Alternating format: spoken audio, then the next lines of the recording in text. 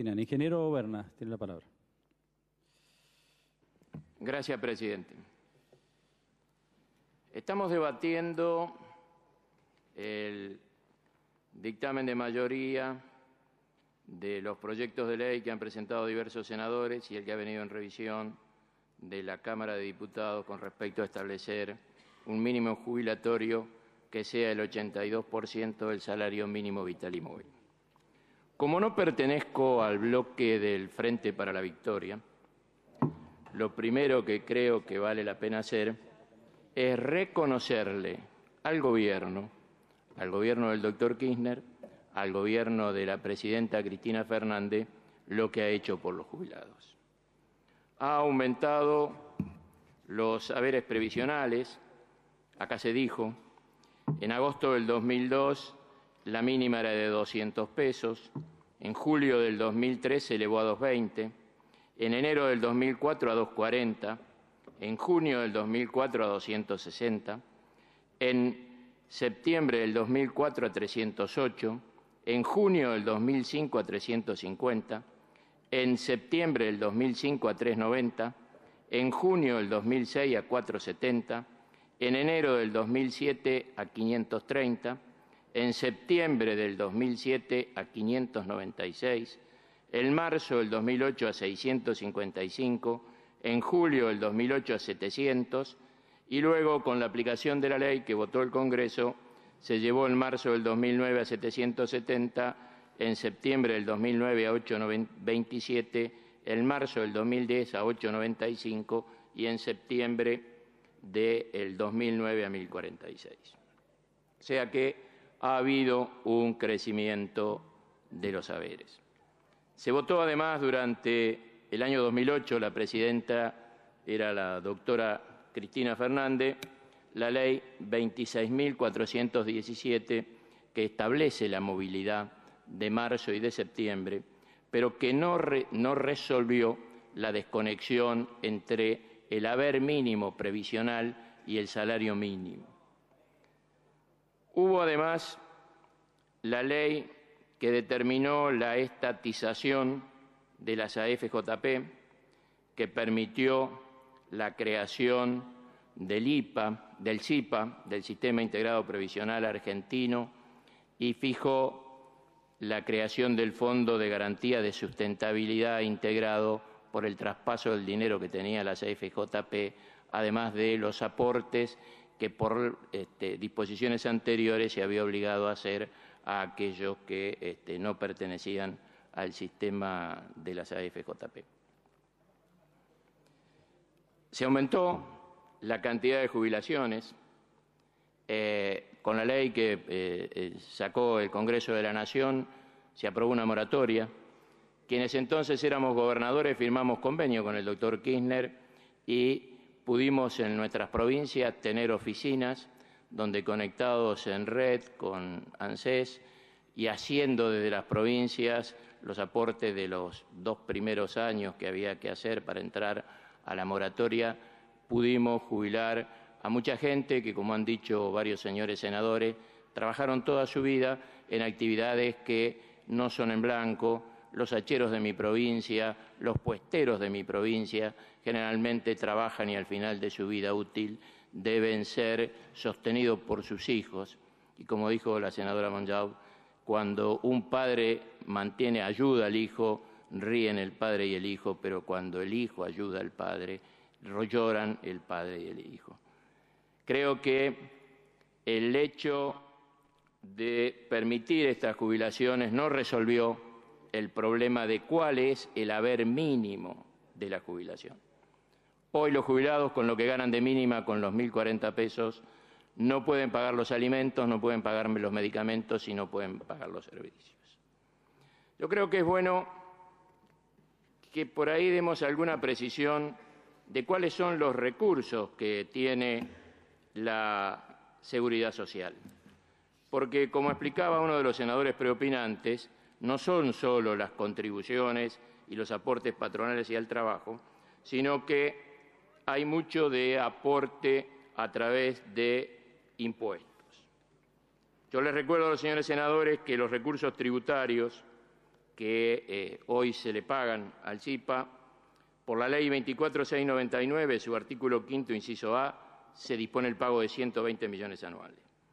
Por la Ley del Impuesto a las Ganancias. Por la Ley 24621, artículo 1º, inciso A, se le paga el 20% del impuesto a las ganancias. Por la Ley 23.966 del impuesto al valor agregado se le paga el 11%. Por la ley que se ha hablado, y de la cual profundizaremos más adelante, que son la 24.130 y la 25.235, que ratifican los pactos fiscales 1 y 2, se pagan el 15% de todos los recursos tributarios posterior al resto de las detracciones. Se paga además el impuesto al gasoil, al diésel, al queroseno y al GNC en un 100%. Por la Ley 24699, artículo 2, se le paga el 21% de nafta, solventes y aguarrás. Se sostiene también al CIPA con el impuesto a los autos gasoleros, el artículo 3 de la 24699, y con el impuesto adicional de emergencia de cigarrillos. Nosotros, desde nuestro bloque, presentamos un proyecto propio que preveía pagar el 82% del salario mínimo vital y móvil como jubilación mínima. Y para eso prorrogábamos la Ley 25239 que prevé la precoparticipación del 15%. En realidad, hubo una discusión en la Comisión de Coparticipación cuando se analizaron los proyectos de reintegro del 15%. Hubo una discusión porque hay provincias que entienden que este recurso, que repito, fue creado por los pactos fiscales 1 y 2, ratificado por la Ley 24699 y por la Ley 25.063, fijaba que se prorrogaban hasta el 31 de diciembre del 99 el acuerdo de pagar el 15% de precoparticipación.